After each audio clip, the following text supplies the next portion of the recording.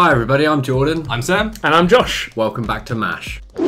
So today we're going to be talking about the Cloverfield franchise, about the past and the future. Jordan, I'm very excited about this. As you know, Cloverfield, J.J Abrams' mystery box is going to be opened once again. Yeah. For us all to delve our hands deep in and pull out the contents. Cloverfield 3 and 4 might be coming this year. Not only that, but they might not actually be coming out in cinemas. It's been rumoured that actually coming out on Netflix instead. That's exciting. I don't think anyone expected it, especially not two Cloverfield films. Again, it's just a rumour, but you know, I quite like the idea of it just popping up on Netflix one day after the ARG kind of reaches its conclusion, and you're just there and you go, oh, it's ballsy. They're trusting that 3 is going to work for 4 to be a hit as well. Yeah. Which is exciting. So the franchise has always been quite brave in the way it approaches marketing. Absolutely. Yeah. And the same with 10 Cloverfield Lane as well. The mystery kind of built up over a couple of months before they even put out a trailer, and then the film comes out a month after. Exactly. Even the teaser itself was just, you know, where is this going? What's it about? What is it? Before we talk about what's coming, what did you guys think about Cloverfield and 10 Cloverfield Lane? I mean, I enjoyed both of them.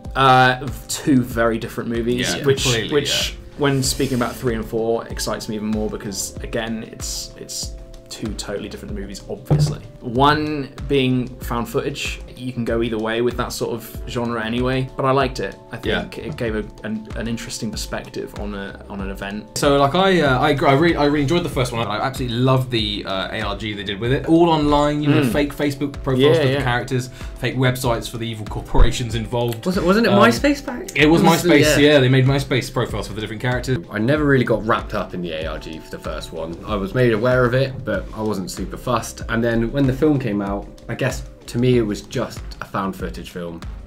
I've never really gone back to watch it. Yeah. Wasn't my kind of movie. 10 Cloverfield Lane I absolutely loved. Yeah. And I think the best thing about Cloverfield is, obviously like you said, you've got the ARG beforehand, then you've got the movie to enjoy, then you've got hours of YouTube videos to watch where they break down and explain everything, and there's theories, and I really like getting wrapped up in the lore of worlds. That's what I enjoy. It's world building within different stories. And with that in mind, then, with our kind of thoughts on the previous films, looking to the future, the film God Particle script was going about for that a couple of years ago, and people thought, oh, that sounds a bit Cloverfield-y. Bad Robot just picked it up. Again, that's now going to be, the rumoured title is Cloverfield Station. So let's talk a bit about that first. Apparently set in space this time around. Spec script for God Particle, basically the storyline was there's an American astronaut team up in space, and that's like an international space station type thing. They're doing research into new energy sources, like the Hadron Collider. And they set it off and create a black hole, which makes the Earth disappear. So, oh really? Yeah, and so then the mystery is where's the Earth gone and everything else. And so that's the premise of the original script. Might be changed a bit, like 10 Cloverfield Lane was changed. Has the original world, like of the original Cloverfield, been transported into this new universe? I mean, people are saying, you know, that because all the different universes are linked, people really want to see the Cloverfield monster come back. Clovey, as some people call him. So they think that because it's to do with black holes and maybe parallel universes, that it might explain all the different films. I hope after it's all said and done, there is some sort of conclusion. There is rhyme and reason to these different films. Yeah, because I mean, even watching 10 Cloverfield Lane, I thought it would be a little bit more attached to the original. I think a lot of people did. Yeah, and I think that was definitely perceived to be that way, and I was surprised. Yeah. But also, I like that. I like the fact that it was just its own story based in this world that's been recreated. So there were a few connections, very loose connections. The Taraguta, probably butchering the pronunciation, but the Japanese company has been part of the ARG via marketing campaign from the beginning, fake websites for that company, and their logo and sort of like the main character who John Goodman plays in 10 Cloverfield Lane, he works for them, or an ex-employee. And basically they're behind pretty much all of it, or they're connected to all of the goings-on. There's even there is that link. It's like shell companies, like that. There's a fizzy drink company. That's right. My favourite ice drink. You can't drink just 6. You have to drink more than 6. Because JJ wants his merchandise sold. So Cloverfield 4. There's again been another film that's actually been wrapped up now, called Overlord, which people were looking at going, oh, it's Bad Robot, J.J. Abrams' mystery box, it sounds a bit Cloverfield-y. Turns out it is another Cloverfield, it's been confirmed. This time round, 2 paratroopers end up on the wrong side of enemy lines at the Battle of Normandy. So D-Day, basically, they're hanging out there, and the Nazis are doing some kind of suspicious shit.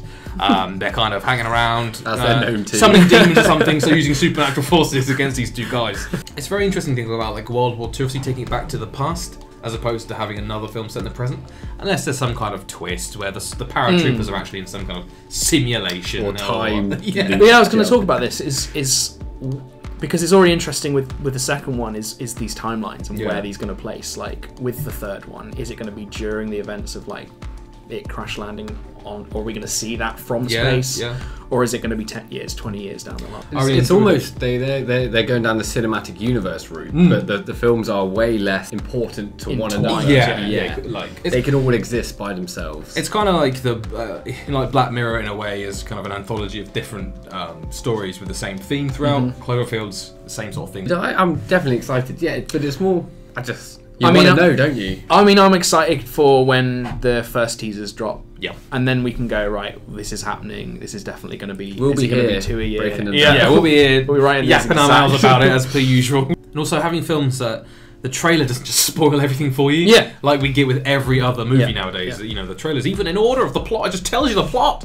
But in the Cloverfield franchise, it's just random clips of John Goodman humping a... I couldn't resist a John Goodman hump there. The John Goodman humping a karaoke machine.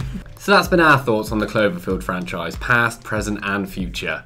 Do you agree with any of our theories or do you have any of your own? We'd love to hear from you down in the comments. I've been Jordan. I'm Josh. I'm Sam. Please remember to like, share and subscribe the video. See you in the next one. See you later.